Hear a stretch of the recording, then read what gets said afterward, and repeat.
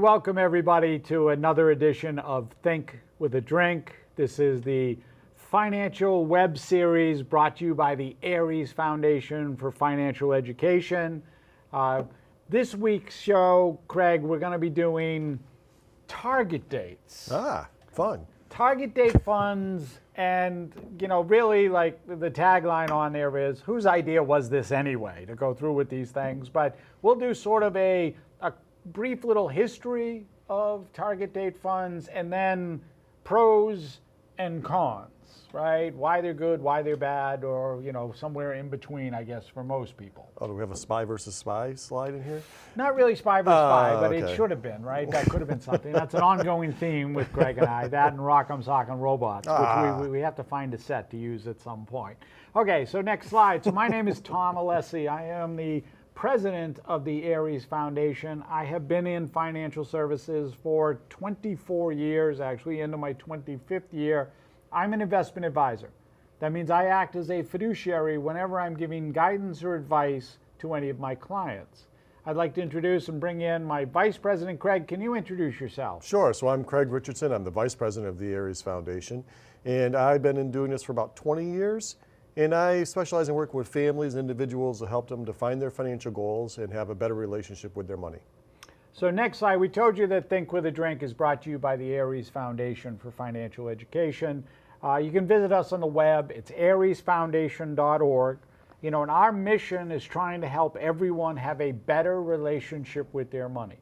Because whether you realize it or not, you are in a relationship with money. And just like every other personal relationship you have in your life, there are behaviors and triggers that occur that can cause us to act, well, Craig and I like to say a little rationally sometimes when dealing with your money and your finances. All myself, Craig, the rest of the ARIES team tries to do is to take a little bit of that emotion out of the equation, take a step back, and get a better handle on and direction of how you're controlling your financial life. All right, the agenda for today's show is, there's the other way. Next slide, please. It's so confusing. I'm sorry, the following us, right? So we're on just about every social media channel out there. LinkedIn, Facebook, Twitter, Instagram. If you're watching this, you could do us a favor. Whatever is your favorite social media channel, just go ahead and follow us, like us, check us out, the posts that we have, some of the stuff that we've been doing. Happy to have another follower out there. We're trying to get the word out about the foundation as much as we can, so we certainly would appreciate that. So next slide now, the agenda, which is, what we're drinking, because it is Think with a Drink after all. What is a target date? What is the, how does this whole thing work? How did it come about? All of those things. The advantages. We'll do a segment that we call our Misbehaving with Money Minute. Yep. Then we'll talk about the disadvantages, and then some considerations when we're talking about handling or dealing with target dates, investing, and how all of that works. Okay, so what we're drinking, if you can, we are drinking in this one, what is that Sam Adams commercial there? Like, okay to Beer Fest, right? It's Sam Octoberfest, if you want to bring the slide up for that. So Octoberfest, this is Sam Adams. Yes, you've seen the ads, right? So Octoberfest, this is a fest beer, right? So this is meant to be, caramel. Think of this as, dealing with, brats and sausage and pretzels and all of those things. That's, Health food. Yes. It's all very healthy food. Yes, of course, very healthy food. But that's the idea with an Octoberfest. Sam's, this is part of their Fall Fest pack. So if you ever want to just check it out, you can just, grab a Fall Fest. It's a multi-pack that's got a bunch of these flavors in it. And it's, at this time of the year, especially in the fall, it's great to have because it definitely helps getting through the little bit of the chill in the air and a little bit of bite. So, skål. All right. So moving on to target dates, right? So the idea here with the target date, next slide, please.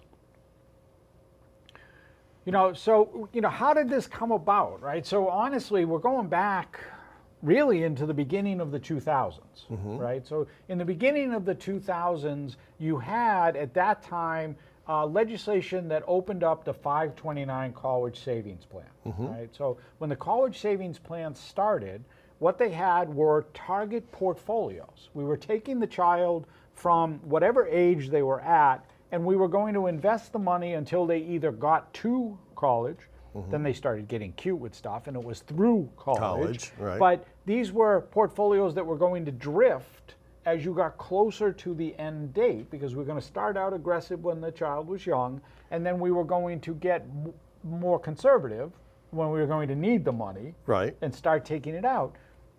And somewhere, I don't know who, because I don't have the details on who greenlit or opened up the whole conversation for it, but they realized, hey, we can do the same thing for people in retirement plans. Let's just take it, instead of being to age 18 or through college to age 22, let's take it to age 65. Right. And essentially, the entire target date industry was born at that time, right? So they haven't been around for decades and decades. They've been around for about 20 years now, the target dates and their original iteration in terms of what happened and how it came about. But that's the concept here. The idea is that this is attempting to take you from point A, whatever age you are today, Yep. to point B. 29. Okay. Craig's 29. Today. To age 65. However, then how many years until 65 for you? I think that would be 36 years. Okay, there we go. So 36 years from today is? Oh, you didn't ask me. 79. 2079. No, 2059. 2059. So That's that what would I be said. 2060. There we go. So he already failed math, right? So there's the 2060 fund. If he was 29, the target date fund he would be in would be the 2060. That's the closest to age 65 for him. So he would be in the 2060 fund. And what the conversation is, the 2060 fund is going to be very, very aggressive today. And eventually, as he gets to 2060, will become a 50-50 mix, 50% in equities, 50% in bonds or cash. And equities are like stocks and mutual funds, right? Stocks, and actually they're stocks. Mutual funds are made up of a series of stocks, stocks, right. In terms of going through that. So the next slide talks about this glide path, right? So the idea here is that you have this glide path, and if you can see it on the screen, it's essentially the one white line, the solid light line, that's the target date, right? That's the age that you've, in Craig's case, as if he was 29, the 2060, that would be 2060 on the map, right? Where he is today would be 29 years old. That would be the far, on my, for me, I guess behind me is the far right over my shoulder. I don't know. But the one with 100%, we're showing it, major equity in that situation. But as if you follow the line across, you're getting to just about a 50-50 mix at that solid light line where it intersects with the downward path, and then goes for another approximately 10 or so years before it flattens out. We're going to talk about the reasons that this is positive and negative with target dates, but understand that that's the whole idea of the glide path. And one of the things I think trips up a lot of people when looking at these is to understand that the 2050, the 2055, the 2060, they even have a 2065 now, by the way. Well, that's why I was going towards 79, right? That all of these are the same portfolios because the portfolio hasn't really started onto the glide path yet. So it doesn't really matter. You're in the same portfolio, and that's going to be part of the conversation here as we go through this and what makes sense for folks, whether or not that's going to work for everybody in terms of going through this. Sure. Next slide. So this is for Craig and I, this is our governing body there, FINRA, right? So the Financial Industry Regulatory Authority. These are the people who sit over our shoulders. Even though funds with identical target dates may look the same, they may have different investment strategies and asset allocations that can affect how risky they are and what they are worth at any given point in time, including when and after you retire. So this is the conversation. This is FINRA. This is our regulatory agency telling you not every target date is the same. They're not all cookie cutter. They don't all work the same. That's right, like every hot dog's not the same. They're all hot dogs, but they're not all the same. They're not all the same? No. Oh, yeah, no, I knew that. I'm a hot dog guy, so I knew that. Next slide. All right, so you can hit the button because they'll all come up in terms of this. So you've asset allocation, you've automatic investment, risk, and managed accounts. These are the advantages. So if you just click to the slide, they'll come up, right? So the first one there, asset allocation. So the idea here is that this is being set up where it's not all your eggs in one basket, right? That's the old adage to that. It's not all of the same or similar. There is a diversified portfolio that is being set up, even if it's all equities. Equities break down into a whole lot of different asset categories. We don't want to get too deep into that as far as this, but you have in our world what are large caps, mid caps, small caps. You have, high yield bonds, low, investment grade bonds, corporate bonds, etc. And so it takes the blanket of whatever is available and builds the portfolio. That's what the makeup of that target date fund is. Correct. And if you're ever really interested in what's in there, you get this thing, it's called the prospectus, which is just a book, and it really is a book, that tells all the funds that they're invested in and how they're invested, what percentages and performance and all that data is in there. So the second one that was on there, we call it set it and forget it, right? So this is, you don't really have to think about that whole idea of, wait a minute, should I be rebalancing this whole conversation of, what's happening to the portfolio? It's being done for you.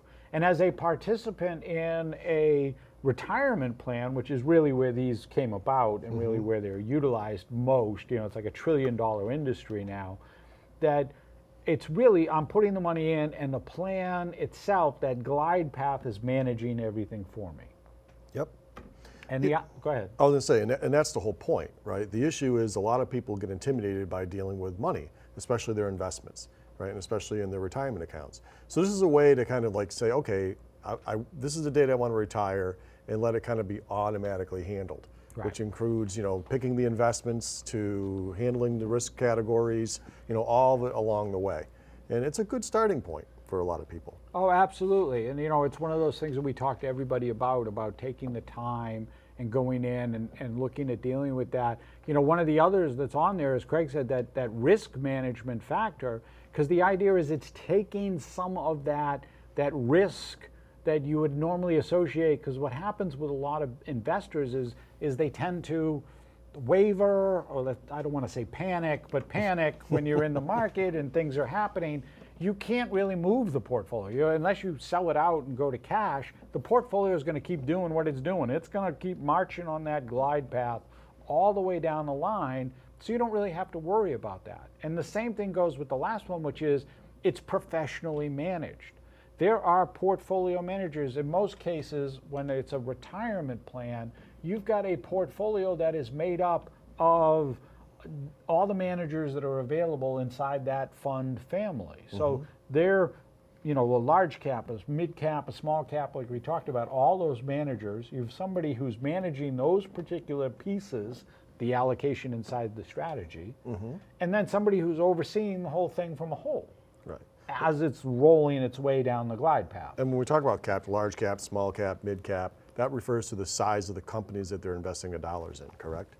Correct. So your large cap is going to be your giant companies like a GE or an Apple or something like that. It's actually more than $7 billion in capitalization to be categorized as a large cap. That's large. That's like ginormous. A mid cap is 2 to 7 billion, and a small cap is anything under $2 billion in terms of capitalization. That's full capitalization. I'd like to be a small cap. Yeah.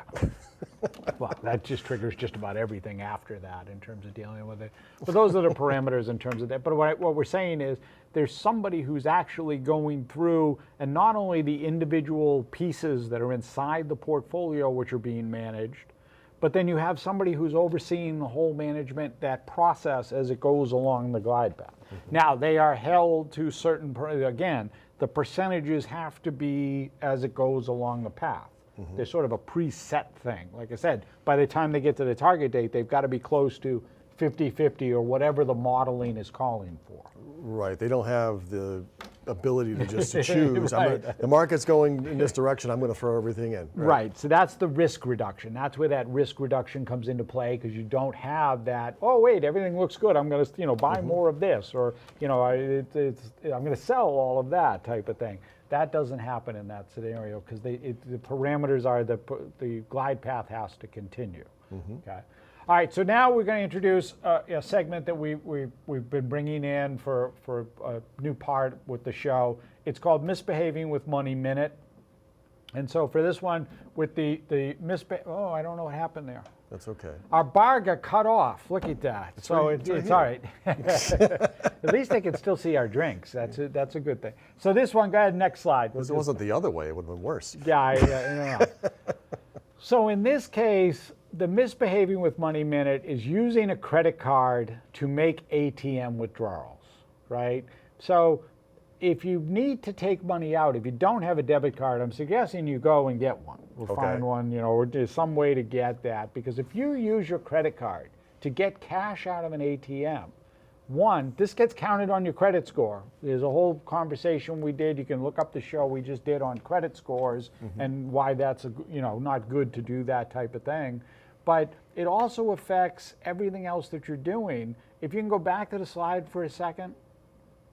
So that future loan decision making, because that's one that when we're talking about credit and credit scores, that's one I think that really is impactful for everybody, is to realize that somebody could look at this as your spending habit and the way that you are using your money, so that it could affect it if you go to, whether it's to buy a home, buy a car type of thing, you could get impacted by that. Yeah, I mean, dealing with thousands of clients, what I've found is when you're doing a budget for people, that the cash transactions are usually not tracked. Right, so they have no idea a lot of the times where that miscellaneous cash went to. It could be as much as 10 to 20% of your budget that you don't have a clue because it was all cash where that went. All right, so next slide. So now we talked about the positives, what was good with target dates. Now we're going to go into, all right, we don't want to call them negatives, but maybe just the cons, right? Pro, con, that type of thing. Okay, so the first one is the glide path. Right, so we talked, everything is built off the glide path. The problem with the target date with the glide path is, all right, Craig was 29 is what he said, right, in terms of that? He's 29 years old. That's what my license says. Well, if we were both 29, right, Craig's situation may be different from mine. He may be in a better place. He may have more money. He may not need to take as much risk as I would if I didn't have enough. But in a target date situation, we're both in the same risk profile. We're both on the same path, whereas we might have different needs in terms of what we're trying to achieve. If you can go back to the slide again, just for a quick sec. So that's the same thing that goes with risk in terms of it, right? Because what happens there with the risk in the portfolios, like we said, is, specifically when we were talking about back in the financial crisis, 2007, 2009, these portfolios had not been around all that long at that time. And because they were in these built for you modeling, people expected them to be more conservatively set up. They expected them to have less risk in them. And the reality was, they were, it was unfortunate, but in the market downturn of the financial crisis, you're talking about a loss of somewhere close to 30% on most of those portfolios. Well, right. That was a negative. The positive was if you stayed in the portfolio, it came back. Well, right. That's the whole idea of stay invested. But I think, for a lot of people, they look at them and say, oh, this is going to be something that's built for me. I don't have to worry about the risk that I'm being exposed to on the downside. And the reality is, like we said, in those early portfolios, there's nothing but risk. There's no downside protection in most of these portfolios when Mr. 2060 or 2065 or whatever the hell you were. Well, that's right. But the issue, once again, is what you're talking about over a longer period of time is I don't care about the 20% down, even though you think you do, because I'm not cashing it out today. What I'm really worried about is dollar cost averaging. Right. You know, I'm going to keep putting money in over a longer period of time. In fact, if I'm having a downturn like we had in 2008, 2007, 2008, I'd want to be pumping as much more money into it as I can, Right. right? Because buy while it's down. Yeah, I mean, the other is for short-term investing, this isn't really a place to be, right? Because the problem there is this is going to take a lot of swings. You're going to see swings and turns in these portfolios. So really not built for being on that short-term basis. And the other downturn there, the last one on there, you know, we're not targeting or saying anything with any of the portfolios that are out there. But these are investments that are built by a company using all of their funds. And if Craig was the guy who was overseeing the portfolio and I was one of the portfolio managers and we were really good buddies, and you know, it's in my best interest because I'm inside this portfolio, is he going to fire me? Maybe. Maybe. That's the conversation. Business is business, man. You are Italian. You know how that works. Yeah, it's a business, right? But so there is some of that. Gee, do we give this manager a little leeway? Do we give him a little extra room, a little rope to go a little further?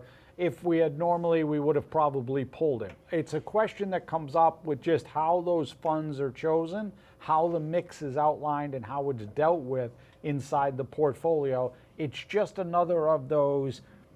All right, I'm not really in control here at all, so I can't say I don't want that fund in the mix like we talked about. You don't have the ability to just say I don't want to be in the, you know, the small cap or emerging markets fund or something like that.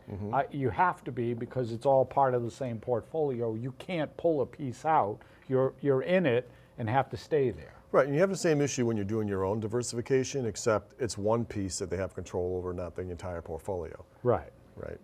Yeah, exactly. But you're allocating to that one strategy in that mix in terms of dealing with it. So next slide, you know, so things to be considering when you're dealing with, you know, so the idea here is, what are you trying to accomplish with your portfolio? And as Craig said, you know, that's how much should I be saving? And you know, what's the target goal when we're talking about whether it's retirement, whether it's funding, whether it's for a plan, you know, something, you know, the idea is you've got to be thinking about how much am I putting in and sticking to that, right? We'll talk about that in a second, about that sticking to it and sticking with it part of this. But the idea here is that you want to make sure you know why you're doing it. Absolutely, you do. Because that's one of the major pieces and one of the major hurdles that causes problems for everybody, is they get into it without thinking about why are you getting into it or why am I doing this? Right, I think it's like you said, whenever you're starting off, especially if it's a new plan, you don't have a lot of money invested in there anyway. So how much risk are you really taking when you first get started?